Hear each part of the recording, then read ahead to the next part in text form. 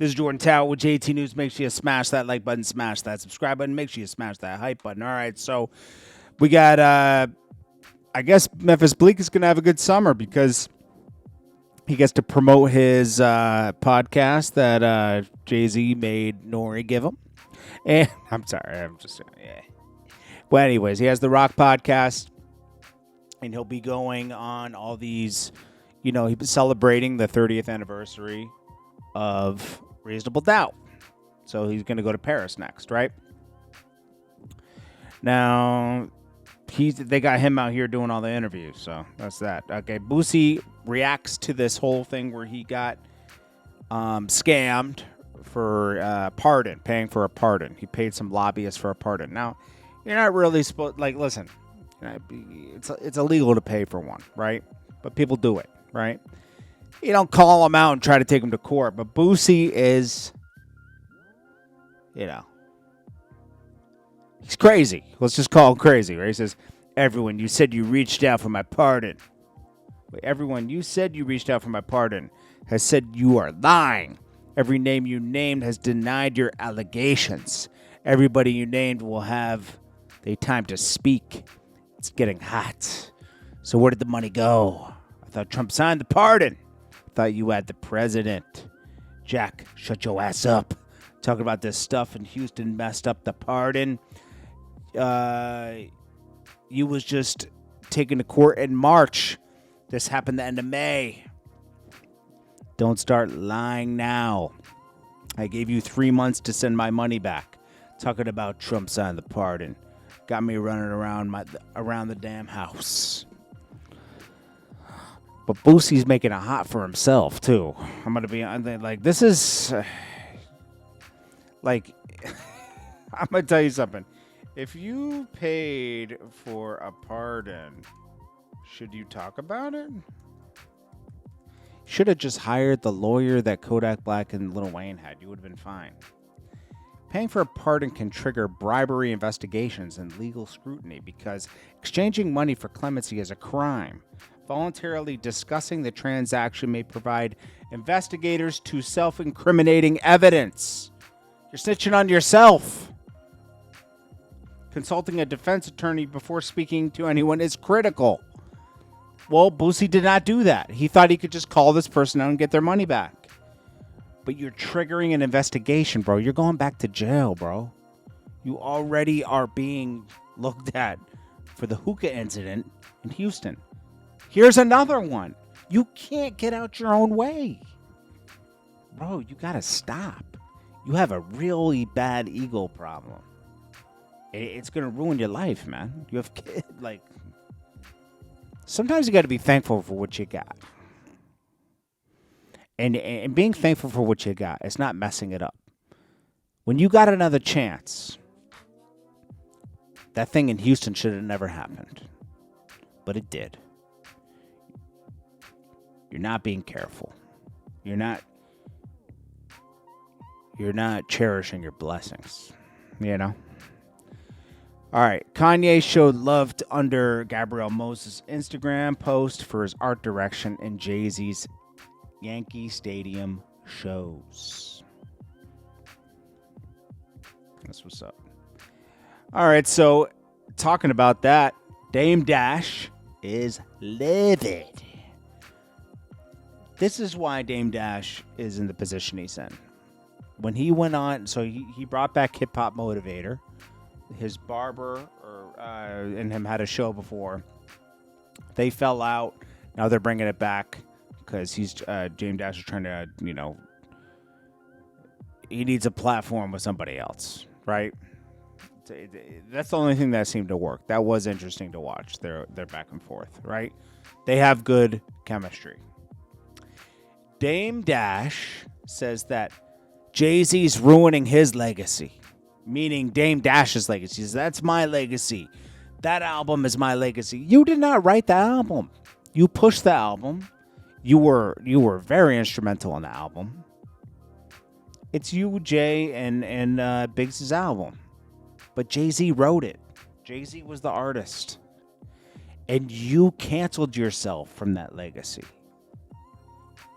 Because as much as I feel bad for Dame Dash for the way he got thrown out of Rockefeller, because that's what happened. Tell me it got sold. Jay-Z tricked both those guys out of their position, and he got Rock Nation now. He moved over to Def Jam. We know that he was able to get most of the catalog except for that one album because it was under a different entity. And Dame Dash, I'm sure Jay-Z funded those cases against Dame Dash where eventually they had to auction that part of the his stake in that, his 1/3 stake in Rockefeller off. And Jay-Z felt good knowing he wasn't a part of it. But hey, it is what it is, you know? So Dame Dash, the way he's reacting, that, oh, they did a pop-up shop on a subway. We never rode subways, da-da-da-da-da-da. Like, he's just looking for something. We weren't hustling on subways. It's my legacy. Yo, bro. That mentality right there is why nobody wanted to do business with you anymore. Because it's all your legacy. It's not just your legacy. It's Jay-Z's legacy. It's Biggs' legacy. It's a part of your history. And it's not ruining anything. It was a little... They were just trying to keep it New York. Do you think Jay-Z came up with the idea? Like, yo, let's do a pop-up on a subway. There's an art director doing all that kind of stuff. Designing the set and this and that. And Jay-Z approves it. They come up with some ideas. Jay-Z's doing probably like 10 things, okay? Seriously. Like, the guy's busy, obviously. He has a lot of businesses, you know? I'm not, you know... I'll never like the way that went down at the end of Rockefeller. We all wanted to see it go down. Nobody wanted to see Rockefeller end, you know? It's unfortunate, you know? I don't agree with the way Jay-Z handled it, but I don't agree with the way Dame Dash acted. You know, he acted kind of crazy over there. Like, let's be real. I don't know. I actually dealt with him once or twice over there. He would never remember it, but the interactions with him. I dealt with Jay-Z and him being the biggest artist in 2002. I approached him and I asked him a question. He was very, very civil about it, okay? As much as we talk about Jay-Z on here, very civil, very, treated me like a human being. Dame Dash treated me like whatever, you know? And that means a lot. That says a lot. And that says where you're going to go, because you can't, Dame Dash was acting like he was bigger than the biggest thing ever. And you weren't. You were not. You got to learn to be behind the scenes. He was trying to be Diddy.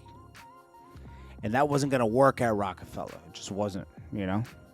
It even really wasn't going to work at Bad Boy with Biggie there. Biggie wasn't going to, like, for a while, like, that was going to be a problem at one point. Teyana Taylor, she can't sing live, bro. That's what she proved at the Jay-Z concert. I'll tell you that much. That's all I got to say. Doodie Lo walks out of the interview with Camp Capone News. Shout out to Camp Capone News for keeping it together. He asked about the Pusha T and Gucci thing. Now, this man was paid to be in the interview. He's going to allow him to ask what he wants. You walk out. You commented on your own.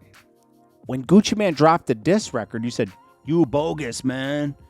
Grew up on you guys. You had us crashing out. Lost all respect. Free Big 30. Free the guys." Right? First of all, Doodie Lo, you're little Durk's man. Then Camp Capone said when he came back after walking out, because he didn't want to talk about it. But you talked about it on your own, so you kind of opened the door for this to be asked about because you reacted to it. You didn't delete it. So then Cam has a right to ask about it. He paid you. Then you say, "Oh, I ain't walking off your bread, man. I'm a millionaire." You're not a millionaire. You're not. You don't have not enough.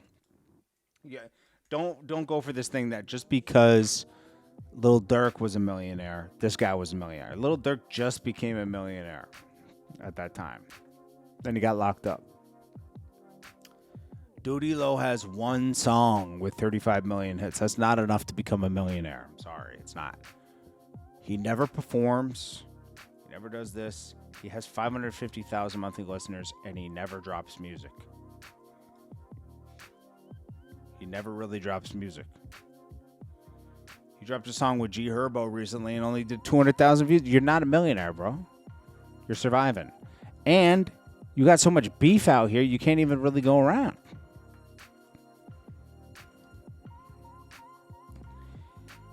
Jim Jones sends a message to 38 Special. I'll tell you, before I play this, he tries to get he's like, yo, I'm going to have my man beat you up. You can never fight your own fights, man. You were having Mel Matrix try to fight Dame Dash back in the day. Freaky Zigi released the footage. Trying to you always send other people to settle your issues. Do it yourself. He's like, yo, you don't got enough money to talk about 38 Special.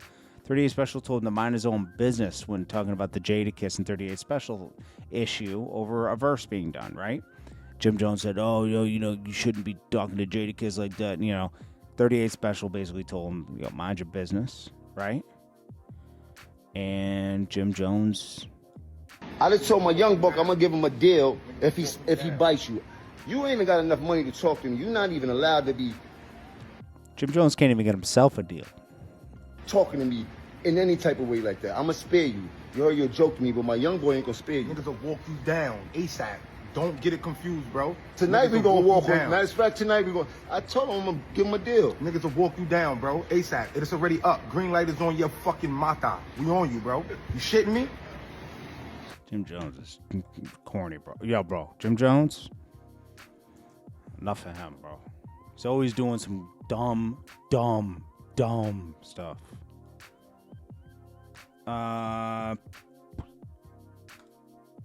Then we got Jim Jones of course he went to the Hove concert. He's a fan. 42 Dugg sold out we all like Jim Jones. You know what I'm saying? Jim Jones would diss Jay-Z forever. Then he got signed to Rock Nation and kicked off Rock Nation. That's what made it funny to me. We're all fans of Jay-Z, okay? 42 Dugg had a sold-out LA crowd. Okay, so that's what's up. On the Danza Project, Freaky Zigi was on there, and he talked about Jim Jones and how it hurt him that Jim Jones started calling him soft, and your whole crew soft, and you soft.